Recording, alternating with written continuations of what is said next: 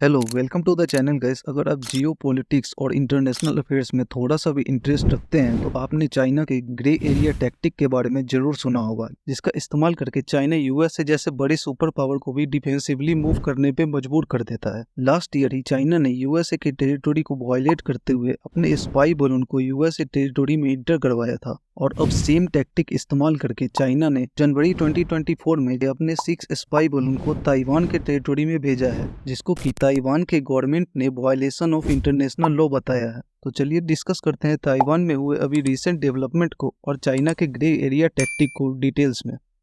तो पहले बात करते हैं ताइवान में हुए रिसेंट डेवलपमेंट की। दोस्तों, ताइवानी गवर्नमेंट ने प्रेस रिलीज करते हुए बताया कि 6 चाइनीज बलून ताइवानी टेरिटरी को वायलेट करते हुए ताइवान में इंटर करते हैं और अपने एल्टीट्यूड को इंक्रीज करते हुए ईस्ट में पैसिफिक की तरफ एग्जिट ले लेते हैं। और इन 6 स्पाई बलून में से एक स्पाई बलून साउदर्न सिटी के आसपास से गुजरा था और बाकी 5 स्पाई बलून ताइवान के एक इम्पोर्टेंट नेवल बेस के पास से गुजरे थे, जो कि नॉर्थ में सिचुएटेड है। और उसी दिन 22 जनवरी 2024 को ताइवानीज वाटर के आसपास चाइनीज वारप्लेन्स और नेवी शिप्स भी डिटेक्ट किए गए थे। ताइवान के डिफेंस मिनिस्टर ने कहा है ताइवान की मिलिट्री नेवी वेसल्स, एयरक्राफ्ट और मिसाइल से इस सिचुएशन को मॉनिटर कर रही है। और साथ ही ताइवान की डिफेंस मिनिस्ट्री ने यह भी कहा कि हो सकता है ये बलून मिलिट्री पर्पस के लिए यूज ना किया गया हो, लेकिन ये बैलून चाइना के हरासमेंट कैंपेन का पार्ट जरूर है, जो कि ताइवान के खिलाफ इस्तेमाल किया जा रहा है। और चाइना की ये हरासमेंट और बुलिंग एक्टिविटी ताइवानी इलेक्शन के टाइम और ज्यादा इंक्रीज हो गई थी,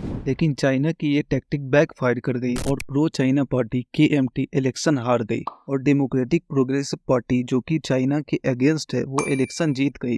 ताइवान के इस इलेक्शन में मेजरली 2 पार्टी के बीच कंपटीशन था। एक तो थी KMT और दूसरी थी DPP। KMT प्रो चाइना मानी जाती है और DPP पार्टी प्रो US मानी जाती है, जो कि पिछले 10 सालों से ताइवान में पावर में थी। और इस बार का इलेक्शन भी DPP ने आसानी से जीत लिया है। भले ही चाइना अपने इंटेंशन में कामयाब ना हुआ हो ताइवान के इलेक्शन में, लेकिन चाइना ने एक जियो पॉलिटिकल सिग्नल जरूर दे दिया है अपने आसपास की कंट्रीज को, अपनी मिलिट्री माइट और टेक्नोलॉजिकल एडवांसमेंट को दिखाकर। आसपास के देश जैसे वियतनाम और फिलीपींस, चाइना उन पर भी अपनी डोमिनेंस असर्ट करता रहता है। या तो वो अपने स्पाई बलून्स का इस्तेमाल करता है, नहीं तो वो सिविलियन बोट, जो कि फिशिंग बोट होता है, उसका इस्तेमाल करता है। चाइना ने अपने कंट्री में लोगों को ट्रेन किया है कि वो फिलीपींस और वियतनाम जैसे कंट्री के टेरिटोरी में घुसकर फिशिंग करे और चाइना की डोमिनेंस को शो करे। ये तो साउथ चाइना सी की बात हो गई, लेकिन अगर बात करें चाइना के ग्रे जोन टैक्टिक की, तो ये साउथ चाइना सी तक लिमिटेड नहीं है। लास्ट ईयर ही चाइना ने अपने स्पाई बलून को यूएसए के टेरिटोरी में इंटर करवाया था, जिसको कि यूएसए के डिफेंस फोर्सेज ने बहुत लेट डिटेक्ट किया, और वो स्पाई बलून यूएसए के टेरिटोरी में 3 हफ्तों तक उड़ता रहा था। इतने एडवांस रडार और टेक्नोलॉजी होने के बाद भी यूएसए इस स्पाई बलून को डिटेक्ट नहीं कर पाया। तो आप लोग सोच रहे होंगे ऐसा क्यों? ऐसा इसलिए हुआ क्योंकि रडार रेडियो वेव्स का इस्तेमाल करती है, और रेडियो वेव मेटल के अलावा बाकी चीजों को डिटेक्ट करने में काफी इनएफिशिएंट होता है। और जो स्पाई बलून होता है, इसमें मेटल पार्ट्स का इस्तेमाल मिनिमम अमाउंट में किया जाता है।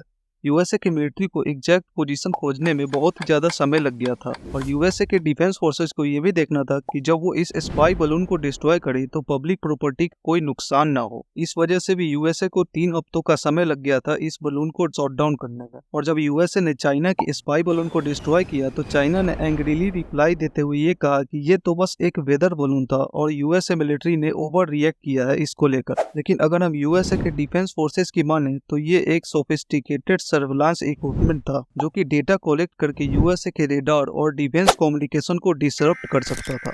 चाइना के ये वेदर बलून एक नई टेक्निक है, जिससे कि चाइना डायरेक्ट मिलिट्री कॉन्फ्रंटेशन न लेकर एक नॉन मिलिट्री इक्विपमेंट सेंड करता है और दूसरे के टेरिटोरी को वायलेट करता है। इस टेक्निक या फिर टैक्टिक को ग्रे जोन टैक्टिक के नाम से जाना जाता है। दोस्तों, इसमें ग्रे वर्ड का यूज इसलिए किया गया है कि ना ये डायरेक्ट मिलिट्री कॉन्फ्रंटेशन है और ना ही एक पीसफुल सिचुएशन है 2 कंट्री के बीच। इस टैक्टिक में एक कंट्री अपने नॉन मिलिट्री इक्विपमेंट का इस्तेमाल कर अपने एडवर्सरी कंट्री के टेरिटरी को वायलेट करती है और वहां पे अपनी स्पाइंग जैसी एक्टिविटी और जियोपॉलिटिकल इंटरेस्ट को असर्ट करने की कोशिश करती है।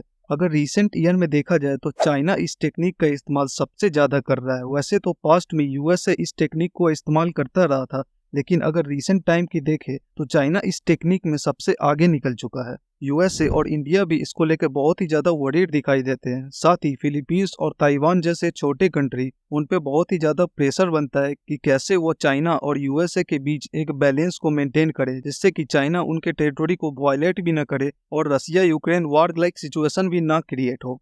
तो देखते हैं यूएसए और बाकी वर्ल्ड कम्युनिटी का इस पे क्या रिएक्शन आता है। चाइना की स्पाइंग एक्टिविटी सिर्फ चाइना की एडवर्सरी के लिए प्रॉब्लमेटिक नहीं है। पास्ट में चाइना ने काफी सारे डिफेंस इक्विपमेंट जो कि रसिया ने बनाया था उसको अपने यहाँ कॉपी करके बनाया है। तो इसलिए चाइना की स्पाइंग एक्टिविटी सिर्फ चाइना के एडवर्सरी और एनिमी के लिए नहीं बल्कि चाइना के फ्रेंडली कंट्री के लिए भी एक कॉम्प्लिकेटेड सिचुएशन क्रिएट करती है। और चाइनीज मिलिट्री इतनी क्लेवर है कि वो जिस भी इक्विपमेंट में डाउट होता है कि ये ठीक से बन पाया है या फिर नहीं बन पाया है, उसको पाकिस्तान जैसे कंट्री को प्रोवाइड करा देती है ताकि वो कंट्री इसको यूज करके देखे और जो डेटा है वो चाइना को प्रोवाइड करे।